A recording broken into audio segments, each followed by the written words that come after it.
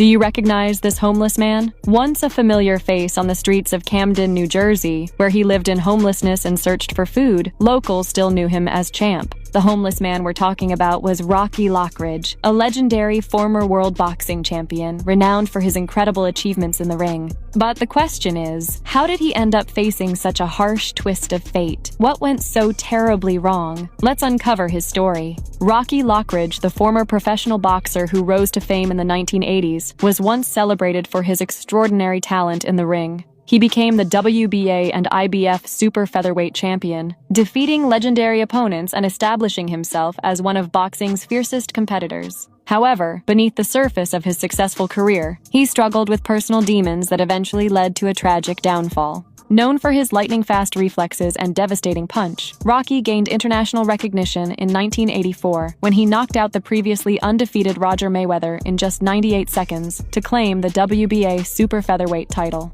At his peak, Rocky enjoyed the lavish lifestyle that came with championship success, such as wearing designer clothes and driving luxury cars. He earned millions throughout his career and garnered the admiration of fans worldwide. Yet, beneath the surface of his success, personal struggles were brewing. Rocky's battles with drug and alcohol addiction began during his boxing career, fueled by the pressures of fame and a lack of financial literacy. He would spend extravagantly, partying for days after fights and failing to manage the estimated $3 million he had earned. As his addiction worsened, Rocky's personal life had collapsed, particularly after his retirement from boxing in 1992. Financial pressures, drug addiction, and the breakdown of his marriage had led to his estrangement from his wife and children. Poor investments and excessive spending had quickly drained the wealth he had earned in the ring, leaving him homeless. Attempts to return to boxing had been unsuccessful, and he had moved to Camden, New Jersey, where he had begun working as a janitor and painter at a company called Tambour and Barrel for $8 per hour.